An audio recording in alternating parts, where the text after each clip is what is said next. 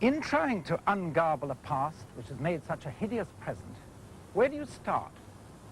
Well, you could do worse than start here at Westminster in London, the seat of British government, because for over 800 years, government here in London has made a claim to concern itself with Ireland. And you could, quite reasonably, oversimplify things and say that that is the cause of the Irish problem. And certainly it's the cause of Britain's Irish problem, because the attempt to assert that claim has given Britain one of the most persistent problems of her long domestic history. For instance, this is what the first Queen Elizabeth had to say. We receive naught else but news of fresh losses and calamities from Ireland. We disdain to bear affronts from a rabble of base kern. And William Pitt the younger. I say that Ireland is subject to great and deplorable evils, which have a deep root, for they lie in the situation of the country itself. Sir Robert Kee.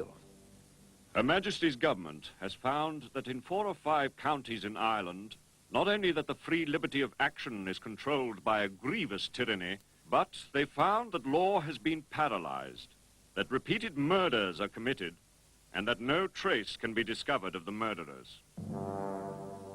And William Gladstone. We say that the Irish question is the curse of this House. It is the great and standing impediment to the effective performance of its duties. You have not got in Ireland a state of contentment. In Gladstone's time, this school in Clerkenwell, London, was a Victorian prison. In it, an arrested leader of the Fenians who aimed to make Ireland a republican nation separate from Britain. His comrades outside had planned his escape.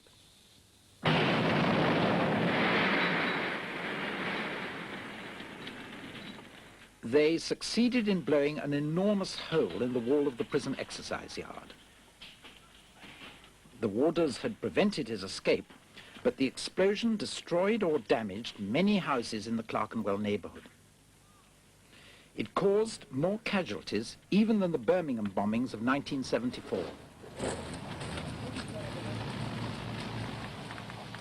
21 dead after Birmingham, but 30 after Clerkenwell, and many mutilated.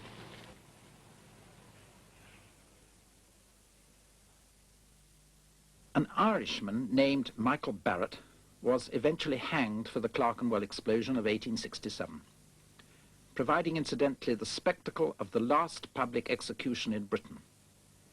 An eyewitness said he didn't seem to suffer much.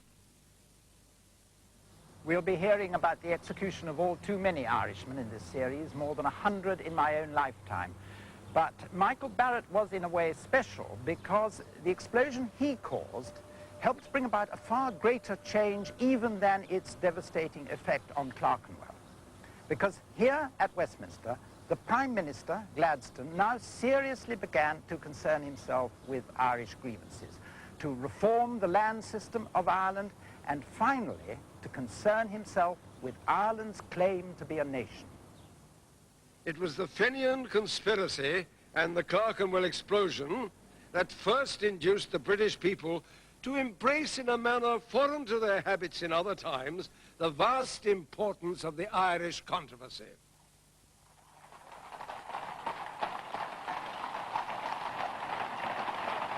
As a result of many British government reforms, by 1900, when Queen Victoria visited Dublin, Ireland seemed more contented than at any other time in her history.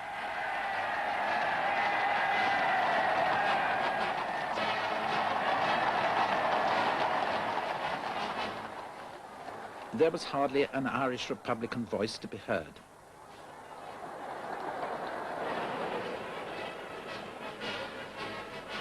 Similar loyalty to the British Crown was seen in Dublin 3 years later, when the next British monarch visited the city, Edward VII. It did seem as if the bad times in the relations between the two islands had gone forever. Then, at Easter 1916, out of the blue, bewildering Britain and Ireland alike, came amazing news of an Irish Republican rebellion. A week later, the centre of Dublin was in ruins.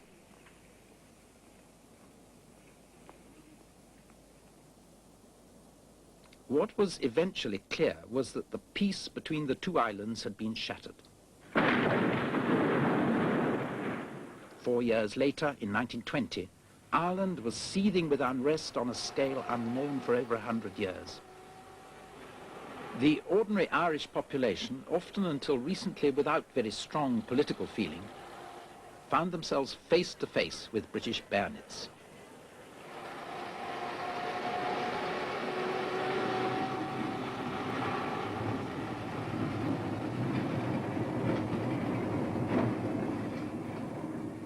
Murder walked the streets, on both sides. Black and tans. He said there were no good Irishmen and all the rest of it, and you kill them all. And IRA. We went down to Captain or Lieutenant Ames's room.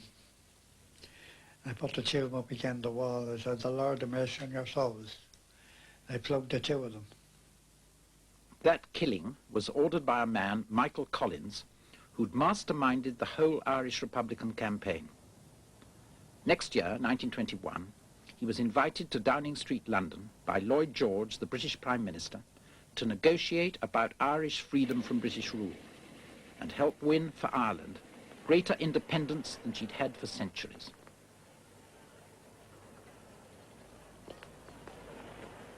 So you can see how some people could well think Irish history dangerous. The Clerkenwell explosion helped change British government policy towards Ireland here in Downing Street.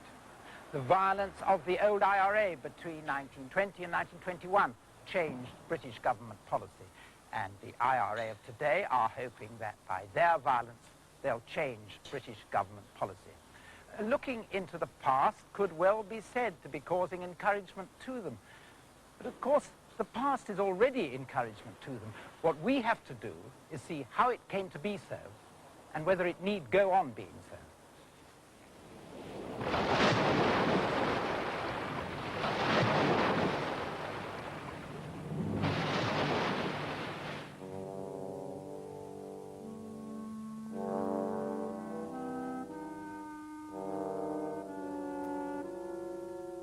Malin Head in County Donegal, the most northerly point in Ireland, though officially in Southern Ireland.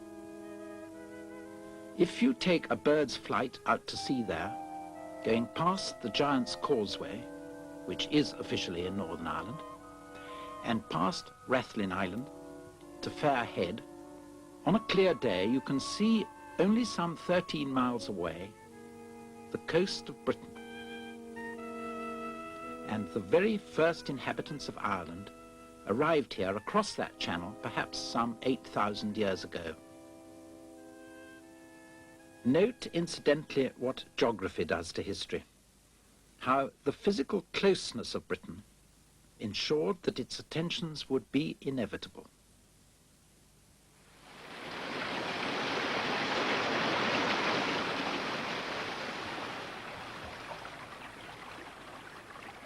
In the centre of Ireland, it's easier to forget that all-embracing figure of the neighbour island.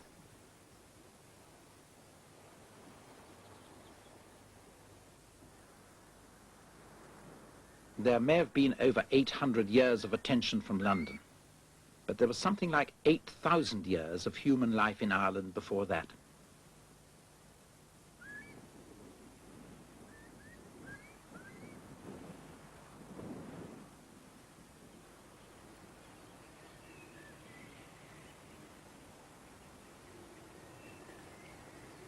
The valley of the River Boyne, to which came around 3000 BC, the first settlers in Ireland of whom we have any substantial traces. Very substantial traces.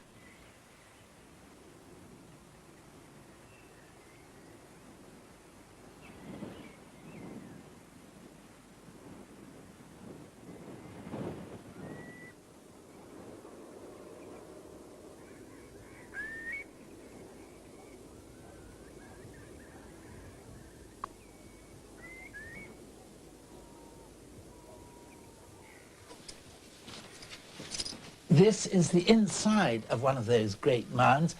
They're eerie but magnificent underground burial chambers, and this one at Newgrange in County Meath is the finest passage grave in Western Europe. This is the passage that I've just come up, and this here is the central burial chamber. Buried here some 5,000 years ago were the tribal kings of an organized Irish agricultural society. Those earlier Stone Age people coming across the North Channel from Scotland, you can hardly describe as a society. But this lot, coming probably straight up the Irish Sea from the Iberian Peninsula via Brittany, you certainly can. Though theirs was a simple agricultural society, it also had some sophistication. Just look in here at these decorated carvings, all done, of course, without the help of any iron tools. The earliest personal signatures, you could say, of an Irish identity.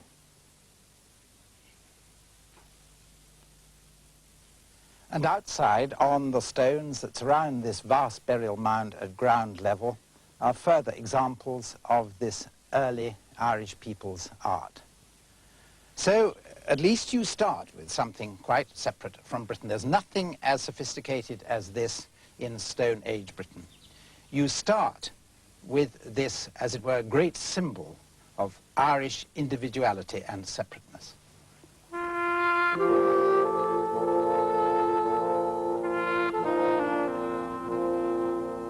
Many invaders were to come and put their own imprint on that specialness.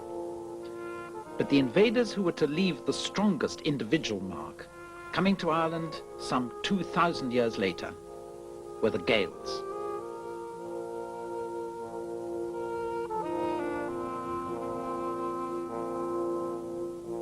The hill of Tara in central Ireland, where lived the pagan Gaelic high kings. High kings who claimed to be rulers of all Ireland, but who spent much of their time defending what was really a semi-sacred symbolic title against many other kings of the warring tribal groups which made up this early agricultural society.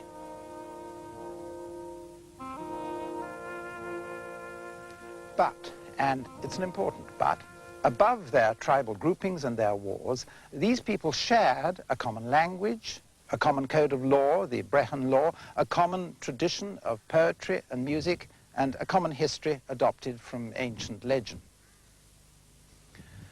At a time when no country was a nation in a modern centralized sense, when British society was being at least partly shaped by the Romans, no Roman administrator ever set foot in Ireland, and Ireland had its own cultural identity, which you could call a sort of nationhood. Many shocks were in store for this nationhood. The first, when the Romano-British figure St. Patrick drove paganism from the hill of Tara and made Ireland Christian. And specially Christian Ireland was always to be.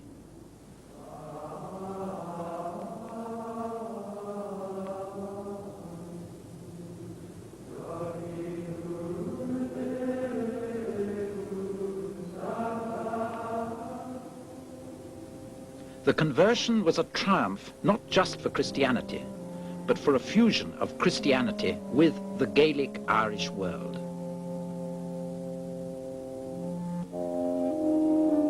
Through history since, there's always been this special relationship between Irish identity and the Christian Church.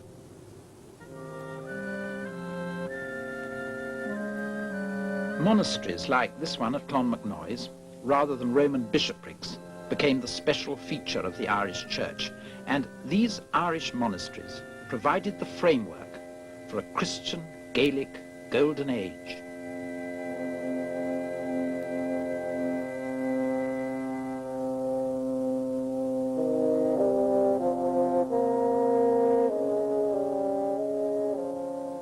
Monasteries like this shone from Gaelic Ireland like a beacon in Europe through the dark ages after the fall of Rome to the barbarians. In monasteries like this, the details of an already ancient Irish society first get written down.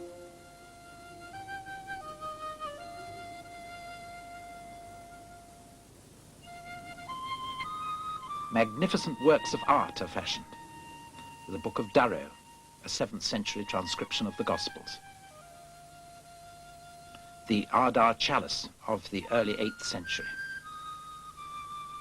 The Book of Kells, the Gospels again, a masterpiece of that 8th century's end.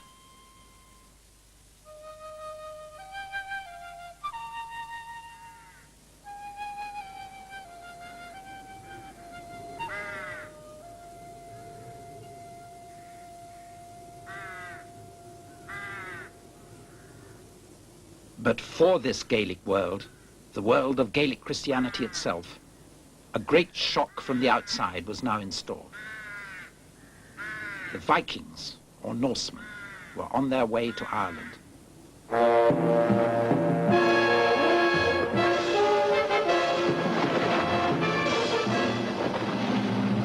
Into this world, one day in the year 795 AD, the first of thousands of long, beautifully curving, high-prowed open boats filled with fierce and terrible, strange, helmeted warriors from beyond the sea, armed with heavy swords and spears, came driving onto the shores of Lambay Island here, off the Dublin coast. It was the beginning of the Vikings' or Norsemen's invasions of Ireland. Danes, they're sometimes known as in Irish popular history, but they came mainly from Norway.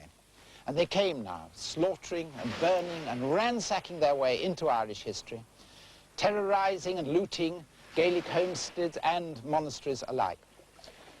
Over and over and over again they came. More than a century later, an Irish chronicler is still writing of immense floods and countless sea vomitings of ships and boats and fleets, so that there wasn't a land port or a harbour or a fastness in all Munster without floods of Danes and pirates.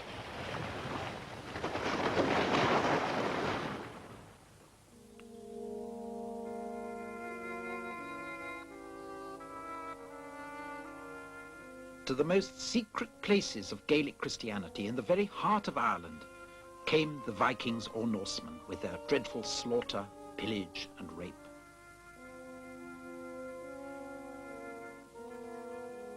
How would Gaelic nationhood cope? For although there was a high king, Gaelic Ireland was still a nation of warring tribal alliances.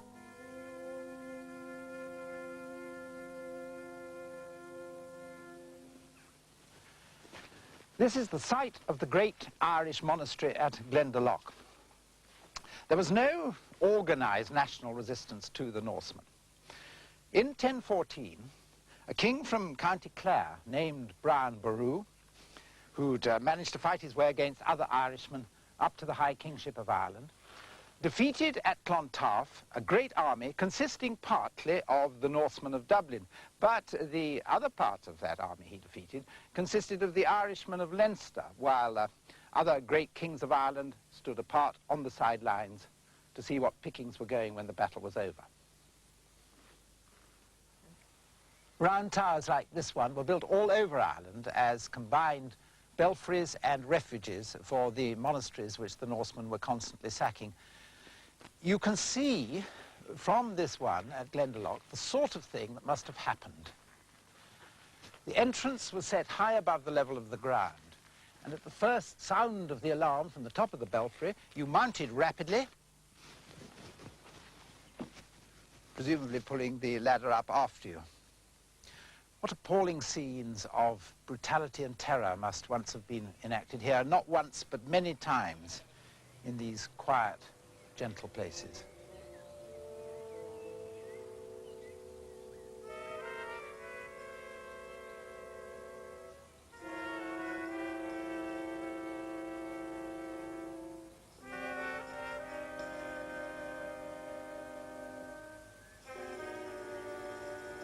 And yet the Norsemen, the Vikings, became in time part of Ireland, building on the coasts the first Irish towns, settling into the Gaelic pattern of warring kings, above all intermarrying with the Gaelic Irish and becoming Irish themselves.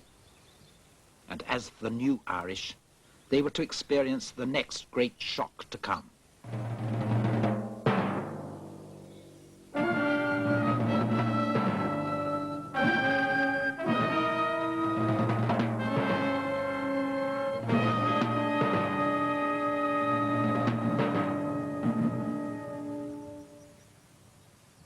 creek of Ballin, Ireland was lost and won. Thus runs an ancient Irish jingle.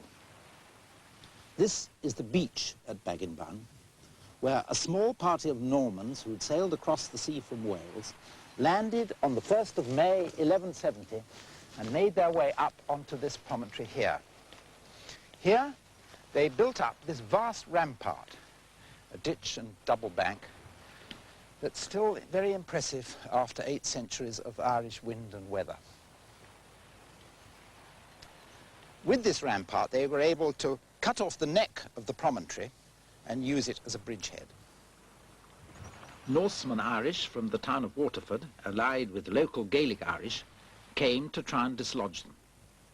But they failed, and the Normans eventually fanned out across Ireland from this bridgehead. What a bridgehead into Irish history. 8 centuries of conflict were to flow from it, a conflict that is even now not over.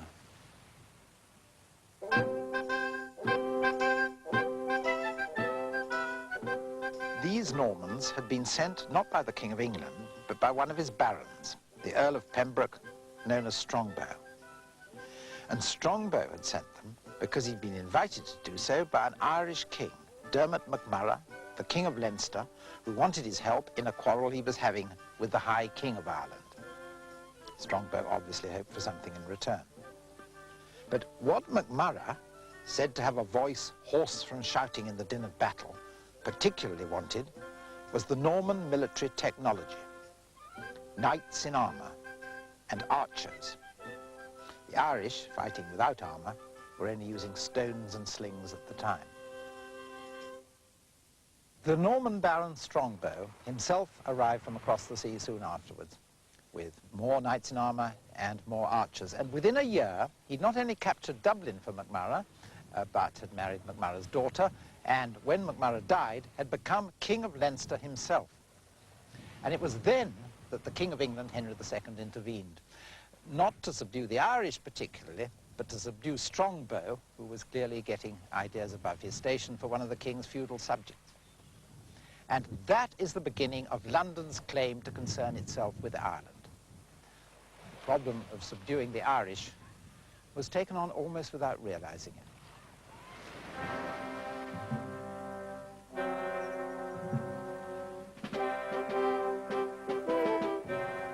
The effect on the Gaelic world of the Norman adventurers who stormed into Ireland in the wake of Strongbow was devastating. Allying themselves with some Irish chieftains, they built great bastions to protect the land and cattle they seized from others. The Irish had never seen anything like this before.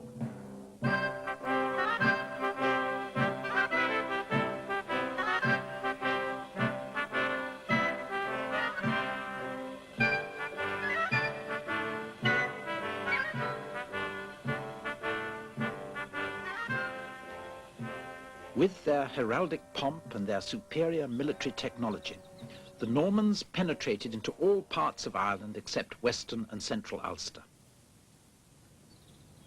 Although they owed nominal allegiance to their overlord, the English king, they were in pursuit only of their own interests, land and wealth, and they spread their castles across the country in that pursuit. Remote from their nominal allegiance to the English king, they gradually lost touch with English law and government and became part of the traditional Gaelic pattern of warring tribal anarchy. Part of the landscape, you might say. Intermarrying with the Irish, often exchanging their own Norman French for Irish, they became, as the saying went, more Irish than the Irish.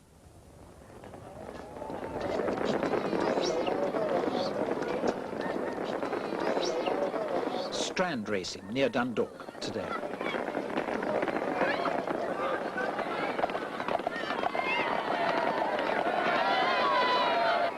Take any ordinary collection of people like this in Ireland today.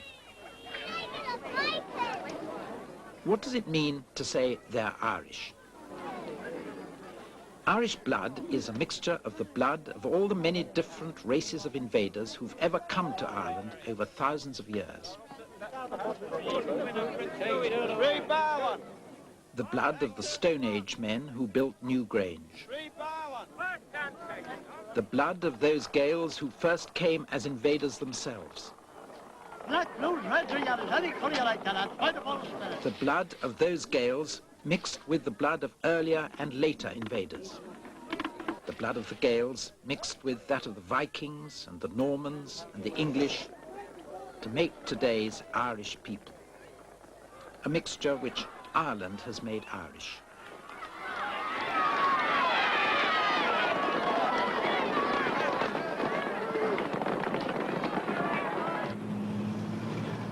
Take the shop fronts. A name with Fitz in it shows Norman descent. Many names that today seem most typically Irish are Norman. Burke de Bourgo. O'Leary, pure Gaelic, but Joyce is Norman de Jorts. As these Normans and the early English settlers who followed them to Ireland lost touch with their origins, government often tried to stop them adopting Irish hairstyles, Irish manners, Irish language and laws. To no avail. The degenerate English, they were called. The King's government in Dublin shrank within a defensive frontier of a few hundred square miles known as the Pale.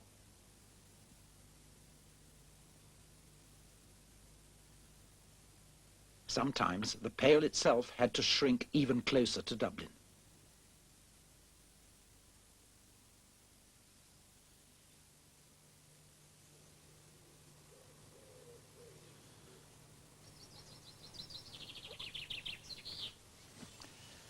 Beyond the pale is a phrase we still use about people whose behavior we can't control or cope with. This is the Pale today. Originally probably some sort of palisade, but later this defensive double ditch built by the English government in Ireland to mark and enclose the relatively small area around Dublin which it could control, and to divide it from the people on the other side it couldn't cope with. Such people being, of course, not just the wild Gaelic Irish, but also the Gaelicized English, more Irish than the Irish. The area enclosed by the Pale varied from time to time. This bit, built at the end of the 15th century, is only some 20 miles from Dublin. West of here, the Crown of England's writ simply did not run.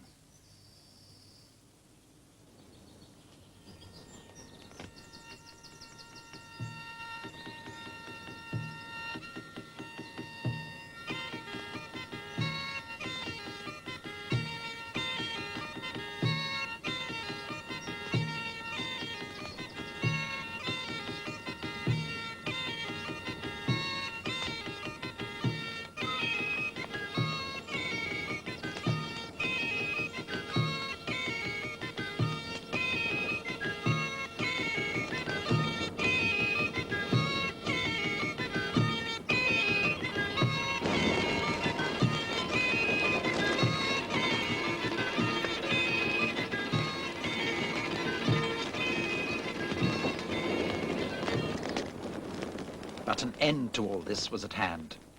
The Tudors were now on the throne of England.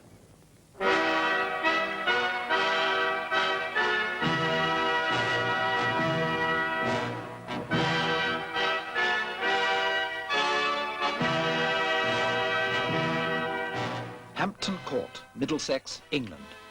Elegant and stately palace of the two great Tudor monarchs, Henry VIII and Queen Elizabeth. Symbol of that sophistication and control which such monarchs were to bring to English government in new times. And this sophistication and control was now to be extended to Ireland as well as to the rest of their lands.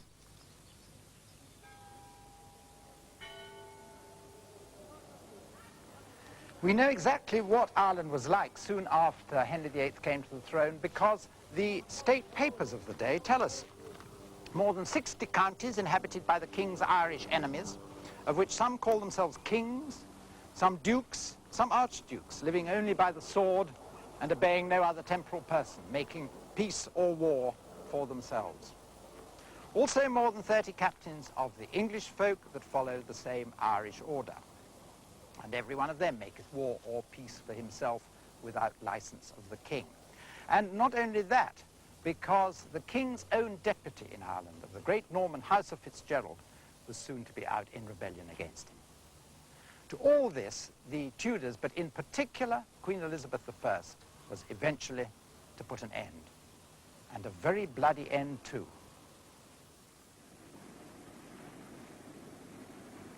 Two sets of people in Ireland now experienced the new order of modern Tudor rule.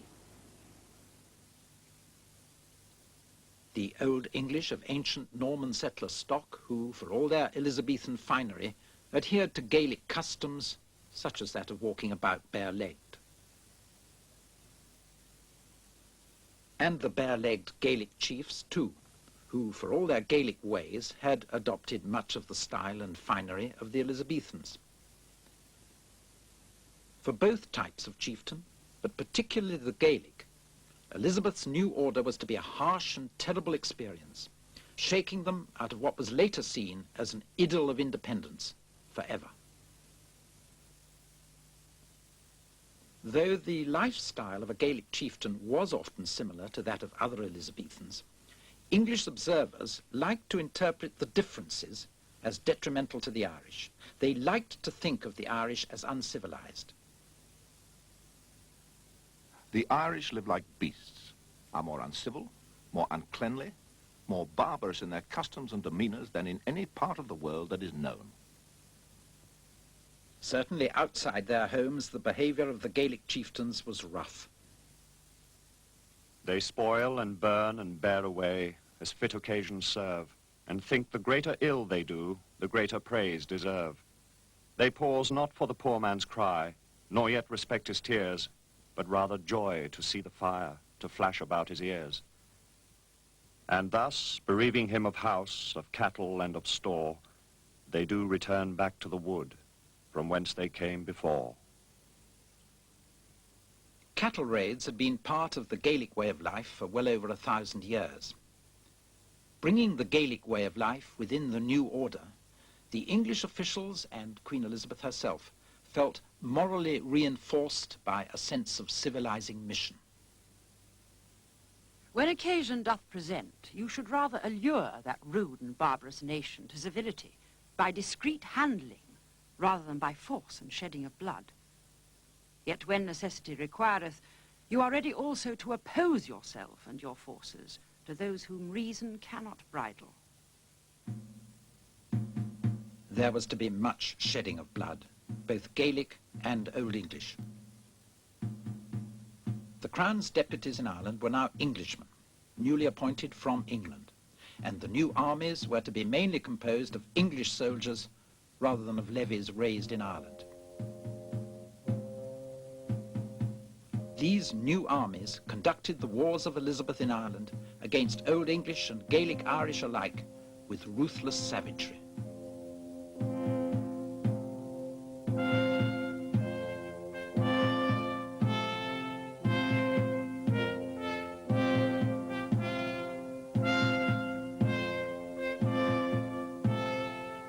There were many rebellions of the Old English, with or without Gaelic allies, against this new order. A new order which the Gaelic Irish, too, resisted with equal recklessness, alone when they chose to, meeting with the same terrible retribution.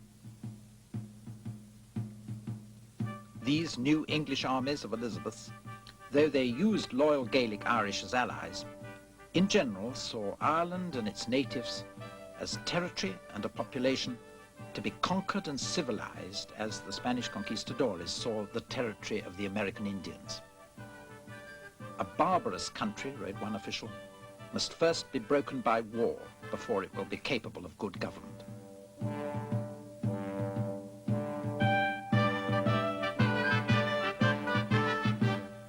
This was the English consensus. And of course, in practical terms, it worked.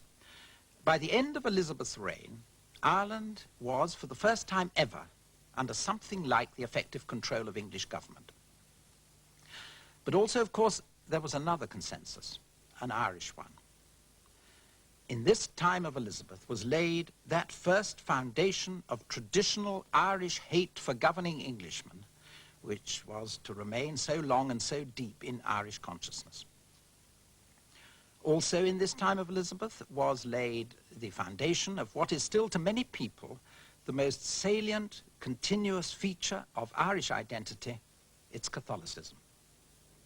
Like Saint Patrick, I too have heard the voice of the Irish calling to me from the very beginning of its faith. Ireland has been linked with the Apostolic See of Rome.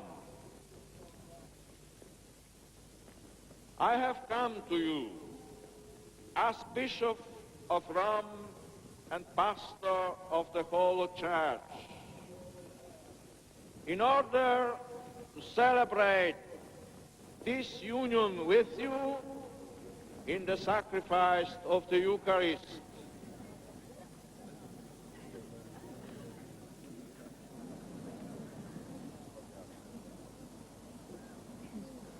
The Reformation of the Church, which had made England Protestant and the English monarch supreme head of the Church instead of the Pope, this Reformation hadn't taken effect in Ireland. The simplest reason for this was a straightforward physical one, the same as that which aggravated all England's problems in Ireland. Communication by land with a population of about 1 million people, scattered across an island half covered with bog and scrub and with almost no roads at all, was extremely difficult.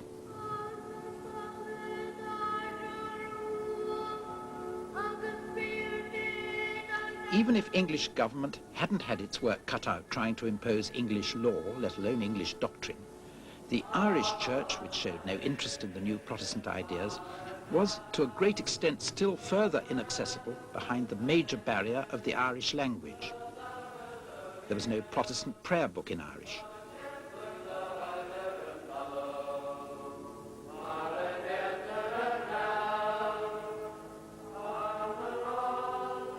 So the Gaelic Irish and the Old English, thus together, acquire a further badge of difference from the new English officials and settlers by remaining Catholic, while the new men are Protestant.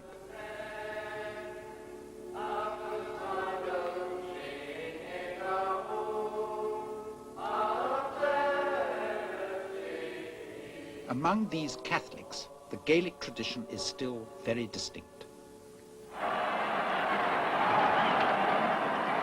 Hurling, an ancient Gaelic game, much played in Ireland today.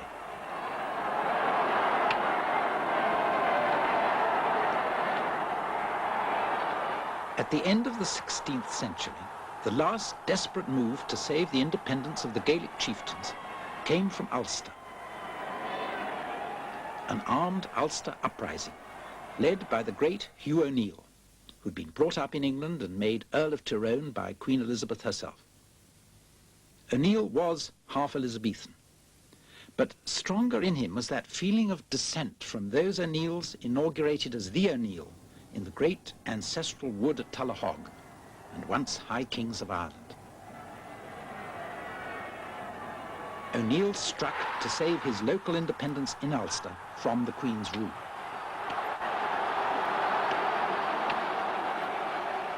In 1598, O'Neill won a great victory in Ulster over the Queen's forces at a battle known as the Yellow Ford.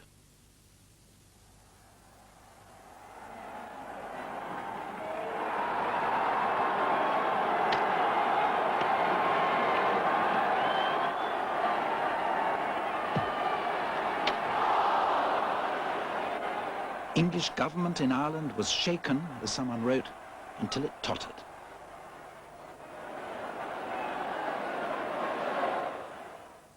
Three years later, ships and soldiers from Catholic Spain sailed to the southern Irish port of Kinsale to help O'Neill. The Queen's English deputy, Mountjoy, immediately marched to besiege Kinsale. O'Neill and his ally O'Donnell, evading other English forces, came south to besiege Mountjoy in his turn, and the last great battle for the independence of the chieftains of Gaelic Ireland was fought outside Kinsale in 1601.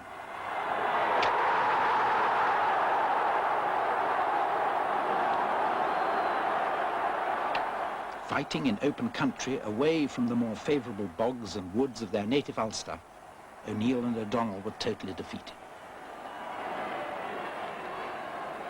And they finally submitted on their knees to the royal authority, as many a Gaelic chief had already done before them.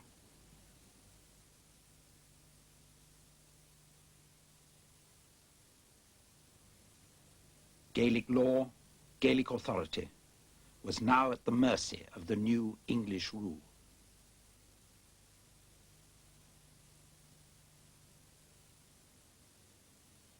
O'Neill, Earl of Tyrone, was pardoned and freed to live as a man without authority in his own lands. After 6 years, this was too much for him. One day, from the shores of Lough Swilly in Ulster, he set sail with his ally, the Earl of Tyrconnell, on a foreign ship that had come to fetch them. And they said goodbye to Ireland for voluntary exile in Europe. The event is romanticized in Irish history as the flight of the Earls. It was the end of one sort of Ireland.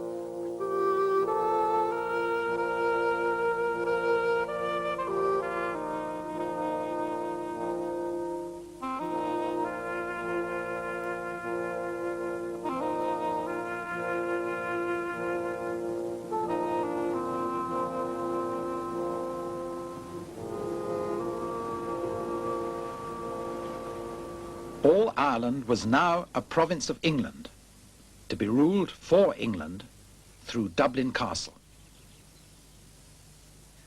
In the 19th century, when modern Irish nationalism first tried to express itself, there was a sort of unofficial national anthem written for Ireland. The official one, of course, was God Save the Queen. And this unofficial national anthem used to be sung for years at Irish political meetings and Irish gatherings all over the country. And it went as follows: a nation once again, a nation once again, that Ireland, long a province, be a nation once again. But how realistic was it to say that the sort of nation Ireland had once been was relevant to the present? And anyway, what if a large minority of the Irish people, concentrated mainly in the north, didn't want Ireland to be a nation once again at all?